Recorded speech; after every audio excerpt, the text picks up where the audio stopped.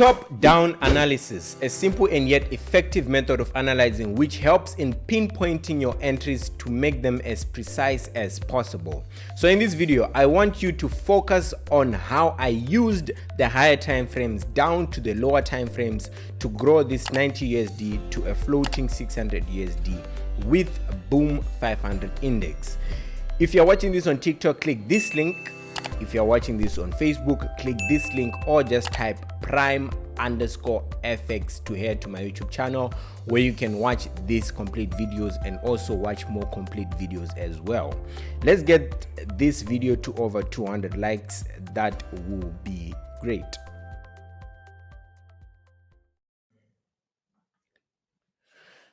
Okay, so before going into the analysis itself on B500, I'm going to do a little demonstration on the top-down analysis. So yeah, it's something, top-down analysis, it's simple. I think that's why most mentors, I'm not a mentor by the way, most mentors look past it. Like it's a basic thing that almost everyone should know, even if you are using SMC, price action, Falcon, QML, Quasimodo, any other strategy that you use. You're supposed to know top-down analysis. It's sort of universal. You have to know top-down analysis and how to sharpen your entries. And yeah, I've been talking to and the reason I actually decided to cover top-down analysis right now, or talk about it, or make you guys focus more on it, is because I've been talking to some people who actually can trade. They're good in trading the market, but it's like they don't know. It's like they don't use that element of top-down analysis. So what is top-down analysis? Is just moving from, it's seeing market from a bigger picture and zooming down into like the smaller movements of the markets. That's basically what top-down analysis is. So what you're going to be doing is starting from the monthly down to the hourly and even smaller time frames. So it's like everything has to be in line. If you are going to sell from the monthly and the up to the from the monthly and the weekly up to the 1 hour in smaller time frames, they also have to be in line. And I'm going to talk about it right now. So yeah, on our top left corner, what we have are these three lines, and the red one represents the monthly and the weekly chart. The yellow one, the daily and the 4 hour, and the 1 hour, and the blue one represents 1 hour and smaller. I think you guys basically got what I'm saying. So how do you use top-down analysis here? Now, I want you to pay attention if you don't know too much, or maybe if you don't use it like I do. So I'm going to try my best to show you how I use it. But it's simple. It's simple. So let me draw this weekly. Let me make it red. So this is the weekly time frame, isn't it? And this is what price is doing. So what it's doing right now is there is an order block. Okay, you guys got this idea. Let me mark this as an order block right now, a weekly order block, because that's where I mostly start. Monthly is too big. I don't usually start from the monthly. But so this is weekly OB, huh?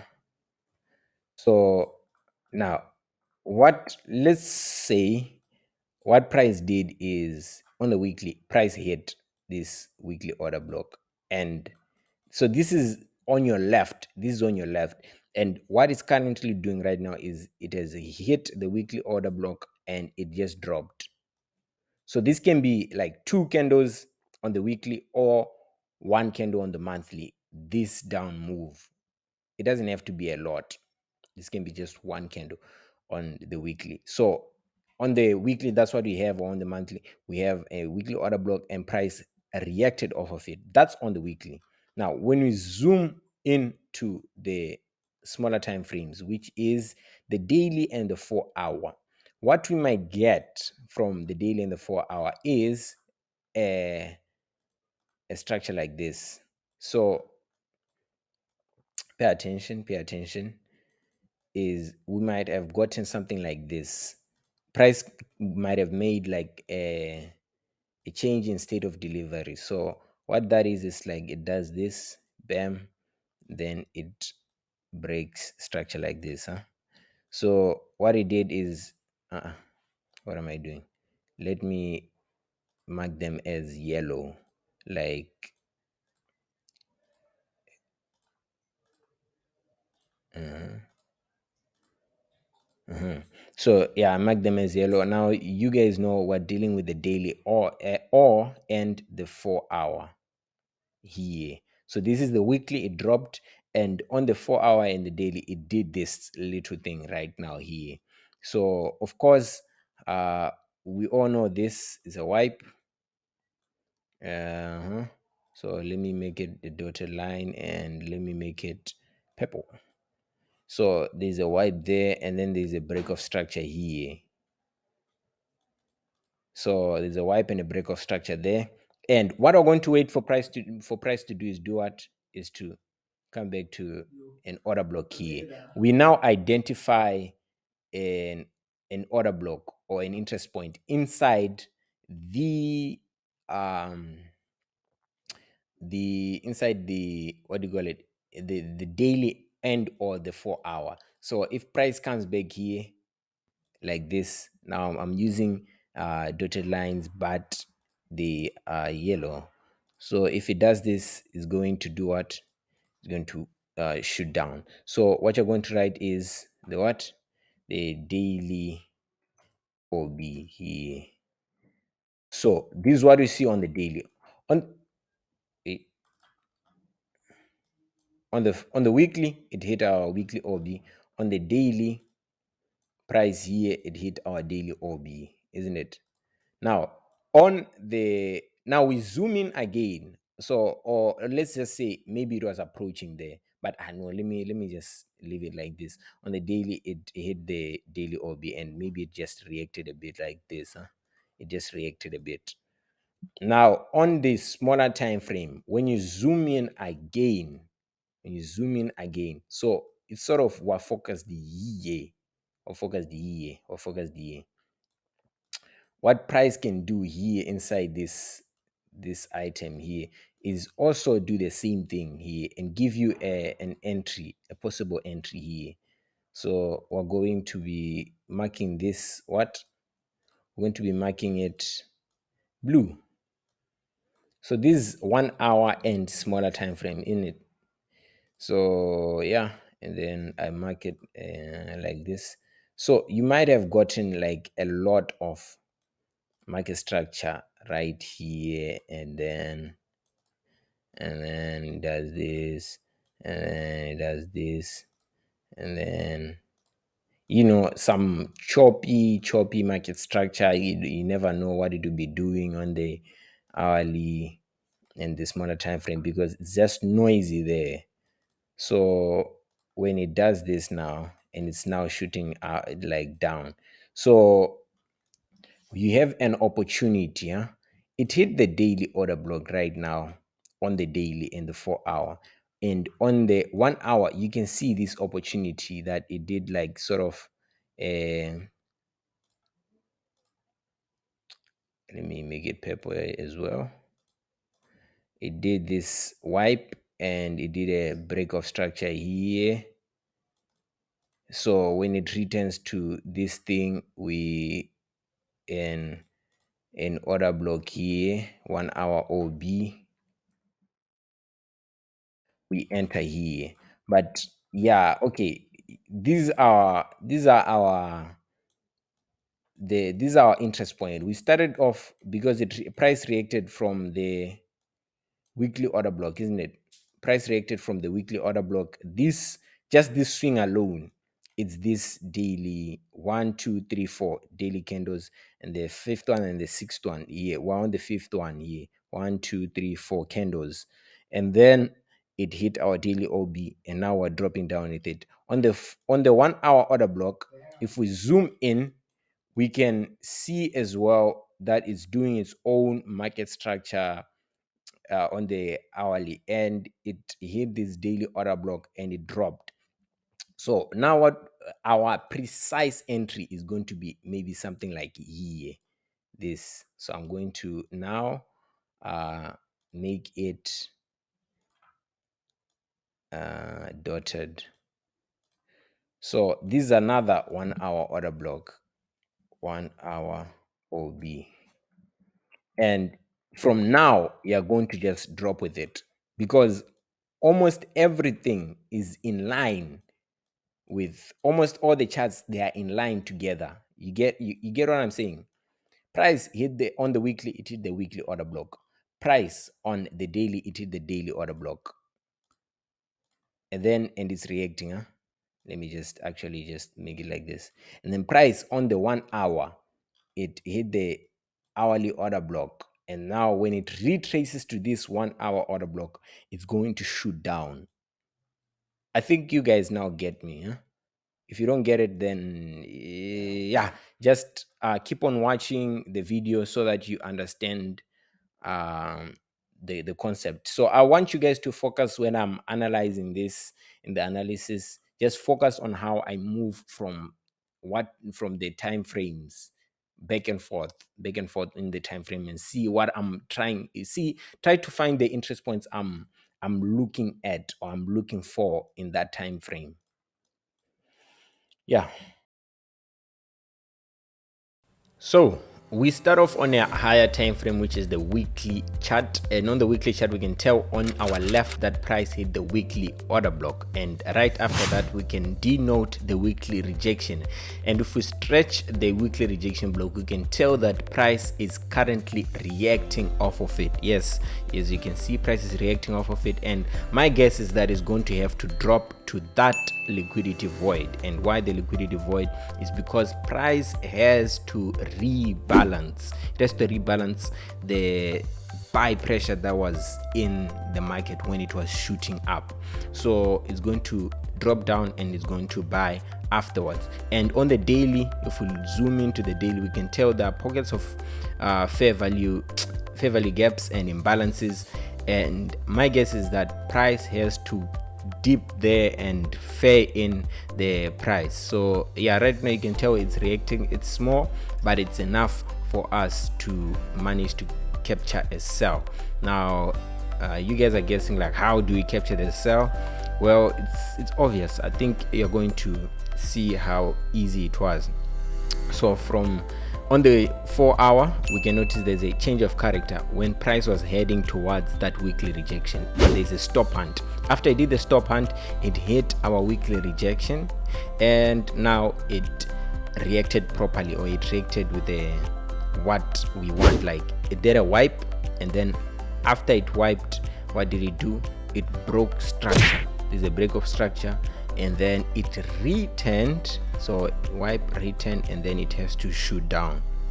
You see, that's how I see it, and it's doing all that in the weekly rejection. So it's going to fill that fair value gap, while at the same time it hit the 1 hour order block, and then it hits as well as the mitigation block, like the 1 hour mitigation block. So you see there's a confluence in that zone there, so it definitely has to drop from there. And of course there's a bonus, which is the immediate rebalance. So yeah, we are sure that price has to dip down to the sell side liquidity, either that one or that other sell side liquidity. One of them has to be taken out. So it's easy, and yeah, you can see how the 4 hour order block is in line with the mitigation block. Yeah, I'm just denoting so that you guys can notice the confluence, the added confluence in that zone. So when you see a setup like this, don't play around with it, just punch in a lot of sell orders. But yeah, here I think I was actually like risking properly with this account. It was at 90 something. We had some major setbacks, so yeah, I didn't want to like go into harsh. I think I was risking like maybe like 70. The account is at 90, I was using 70. I was willing for it to drop to 20, so that we can capitalize, like we can grow it back Yeah, so yeah, actually here I wasn't going all out, but I made sure to do my fair justice in entering a bit aggressive. So yeah, this is me entering the positions, the sell limits.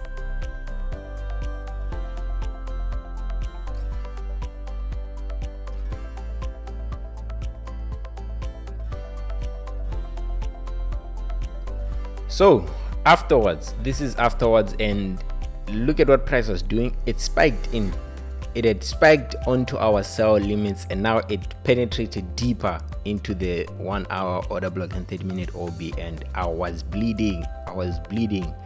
So yeah, of course we can see that it's inside the 30-minute OB, and there's also like a 30-minute rejection block, and it like a 1 hour and hourly rejection. So I wasn't really like scared, like I wasn't going nuts like, oh my god, I'm going to blow the car. No. I was composed. There's also an hourly body there, so I was kind of confident that price had to drop from there, like no matter what. So this after some minutes, and yeah, the boy was respecting our setup, and it was getting close. Now I want you to see what the moves I was seeing right now. Like I was going to exit at the 4 hour rejection.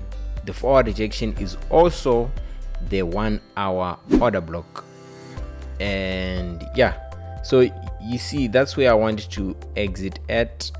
So right now price did a stop hunt and it broke structure, or it did a change of character. So it's going to dip to the 4 hour rejection and the 1 hour order block, and then return to the 30-minute, or is it 50-minute order block, and then it continues dipping down again. So this was my trading plan. I knew like I'm going to exit there, price is going to spike back up, I re-enter again.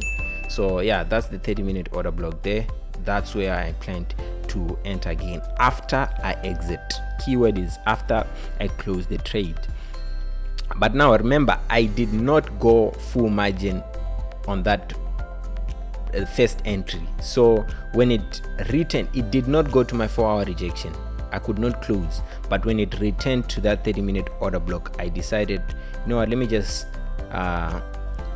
go full margin, fill in all like the margin that's left, because there's a hourly rejection and it also went back to my 30-minute order block. So let me just, you know, add a few more positions till I cannot add more positions. Yes, that's right. So yeah, it didn't hit my 4 hour yet, but I knew it had to reach for that zone or that level. So yeah, this is afterwards now, and voila, it had reached our 4 hour rejection and our hourly order block, and I decided to place the trailing stop loss. The trailing stop loss is the one, these are the stop losses that follow automatically, and you can place them on your computer, on your personal computer only. So, and you have to keep the account logged in. Don't close or switch off the computer, and don't go offline. It has to keep on automatically moving the stop losses. So yeah, you can see, let me show you right now. You can see how price was moving down and the stop losses were also moving down. It wasn't me, it was automatic. So it was automated, and the stop losses kept on moving down the price up until it spiked. You're going to see here where it spiked, and it spiked. So I think I should have just exited there, but anyways, that spike went back and it closed us at 287. So yeah, not bad for the, you know, for the move. It was a good profit from 90 something to 370 something. It's a nice profit that we got here. So now what we're going to be doing is to wait for price to do exactly what we planned originally, which is for it to return back to our that 30-minute OB. Now it's different, of course. It's no longer that original one where I added another position. It's shifted now. It's now lower. I think it's in that pile there. I didn't do the analysis. I figured you guys understood. So I added at the mitigation blocks, and yeah, that's where I started placing more and more orders. At this time I wasn't playing because the trade had confirmed that, you know what, we're going to be sinking deeper. So I went in all out, and 2 lots. Look at that, 2 lot, 1 lot. I wasn't joking. I was aiming at like 2k, 3k.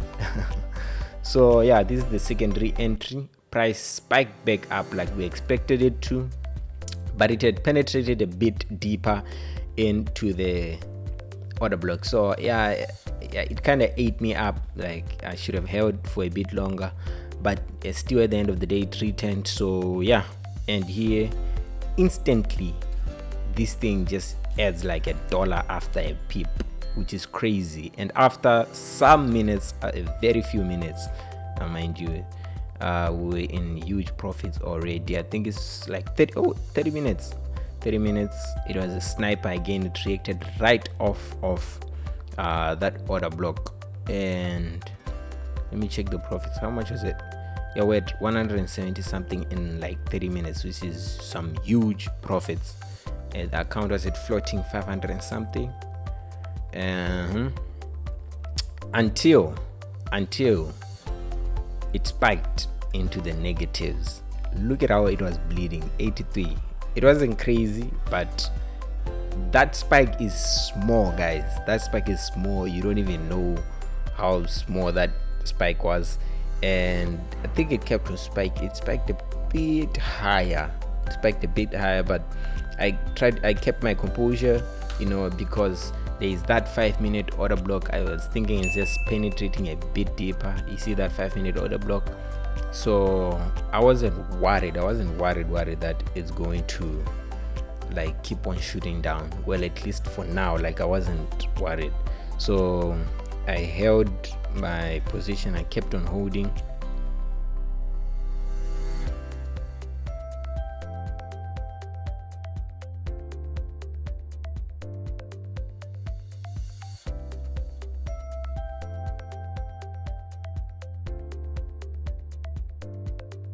So it dropped a bit down, but then it spiked again back into the negatives. Like the emotions were crazy, and now we're bleeding even harder. And it was at 120 USD negatives, mind you, negatives. But I still had confidence in the trade. I still had confidence in the trade, and by now, this is when I was like, no, I think it now has to, you know, dip further down, because there's nowhere else it's going. Like, why would it keep on shooting up? And this is the time lapse. You can see it tried spiking back up, but yeah, it kept on now shooting down. I think the sell pressure was much heavier now, and at this point now we're now in 200 and something, 600 something USD in profit. And yeah, it formed our M pattern there, and there's a change of character there. So what I still expected to spike back up and do the last retracement, and then from there we just roll with it. Here we're in 600 and something USD profit, and it did exactly as expected. But now I think I was now thinking, you know what, let me just place the stop losses just in case. And yeah, price spiked. It spiked. You see how huge that spike was, right? From 200 and something to like 70 something. Just one spike. Ooh, or is it 2? Yeah, one spike. Look at that. So it was a huge spike. It wasn't anything to joke with. And I think 2 minutes later, or like very few minutes later, it spiked again, and instantly I knew like, it's gone. This this trade is no longer valid anymore. If price wants to shoot down, or if price is going to shoot down, it's going to just shoot down. It's not going to start playing games. So yeah, I still had hope, but at least I placed the stop losses, and then look at what happened afterwards. Look at this.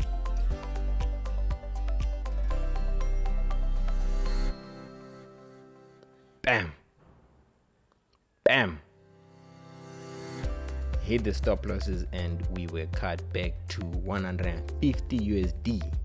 So yeah, from the 150 we managed to grow the account back to around 300 400 ish USD, and it was just a back and forth. It was a back and forth. The markets are just up and down, you're never sure. So the client ended up withdrawing, I think, about 350. I did not manage to catch the trade because we're trading together here, and we're taking small profits like 100 USD, and then we'll grow from that 100 to another 100, and then drop back down. So it wasn't worthy of showing you guys in this video. I always want to show you like big moves so that you guys also capture moves like this. But yeah, the video ends here. She ends up withdrawing the amount